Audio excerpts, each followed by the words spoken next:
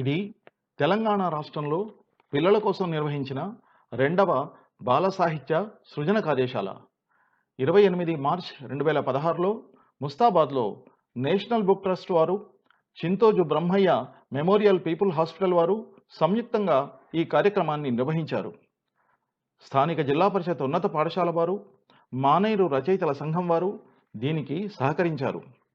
ముస్తాబాద్, దాని చుట్టుపక్కల 12 గ్రామాల నుంచి సుమారు 100 మంది విద్యార్థులు ఈ కార్యక్రమంలో పాల్గొన్నారు.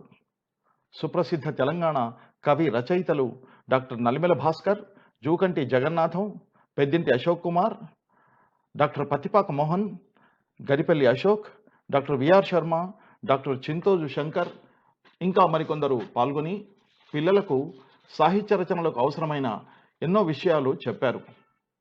పాల్గొన్న పిల్లలు తెలుగు, ఇంగ్లీషు, హిందీ ఇంకా కొన్ని తమకు తెలిసిన భాషల్లో తమ తొలి సాహిత్య సృజనలు చేశారు.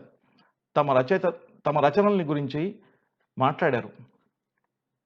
ఈరోజు పిల్లలు రాసిన ఆ కథల్లోంచి 50కి పైగా ఏరిన కథల్ని తెలంగాణ బాల సాహిత్య పరిషత్ వారు ఆ తరువాత బంగారు నెలవంకలుగా ప్రచురించారు. వాటిలో ఓ విద్యార్థి రాసిన ఓ కథను మహారాష్ట్రలోని ద్వితీయ భాష 8వ తరగతి తెలుగు పాఠ్యపుస్తకంలో ఓ పాఠ్యాంశంగా చేర్చుకోవడం ఆ తర్వాత జరిగిన ఇలాంటి బాల సాహిత్య కార్యశాలలకు గొప్ప స్ఫూర్తిని ఇచ్చింది.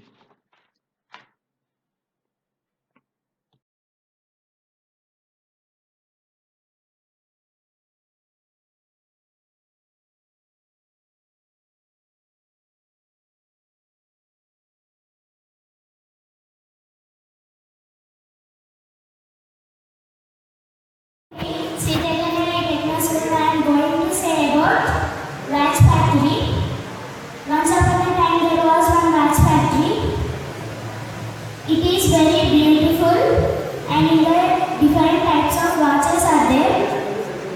That watch factory owner is Ramu's uncle. One day night, Ramu was going to party. When he was returning back, he saw in front of his uncle's watch factory some of the thieves. He wanted to save the watch factory. He want to save the watch factory. He removed from the van and he went for police station. He said for his police uncle, some of the thieves are there front of my uncle watch factory.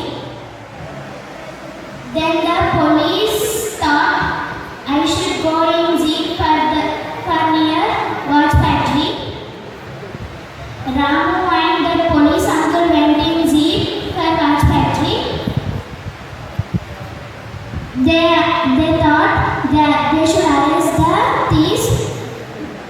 They arrested the thieves and that Ramu saved the watch factory. Ramu's uncle gave for the Ramu gift as a watches. So many gifts as a watches. Thank you for giving this collaboration.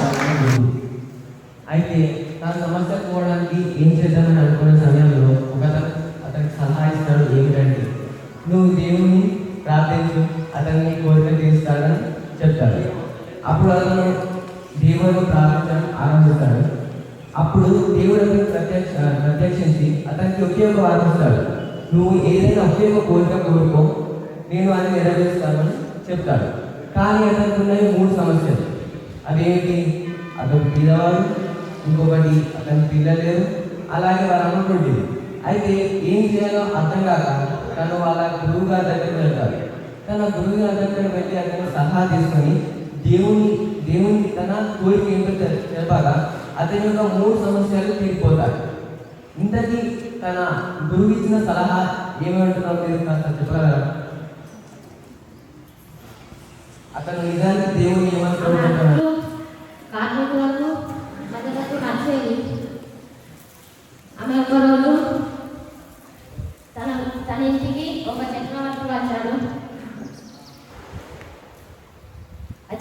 ఆ చక్రవర్తి ఉంగరప్రాయి తన ఇంట్లో పడిపోయింది. అప్పుడు ఆ ఉంగరప్రాయి ఈ అంగలక్షణ రుబ్బురాయి మధ్య సంభాషణ ఇలా ఉంది. రుబ్బురాయి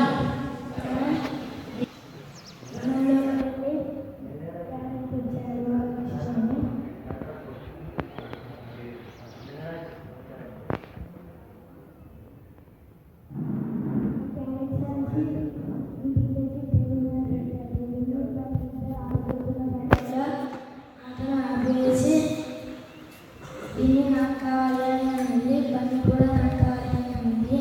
ఈ పని ఇద్దరు గొడవలు సాగారు.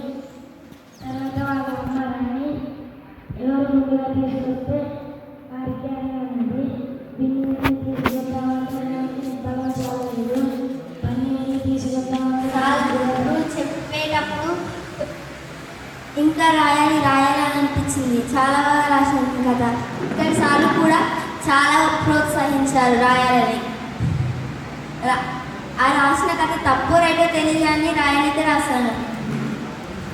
కానీ సార్లు కూడా చాలా ప్రోత్సహించారు నన్ను. Thank you. Very good. గాలిపటానికి దారం ఆధారం అయితే మాలాంటి పేద విద్యార్థులకు మీరే జీవనాధారం.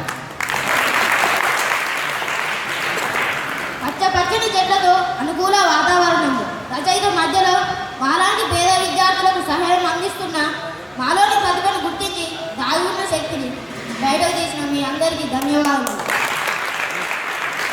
ఇది మా అందరి తుది శ్వాస వరకు గుర్తుంటుందని చెప్తూ ముగిస్తున్నాను.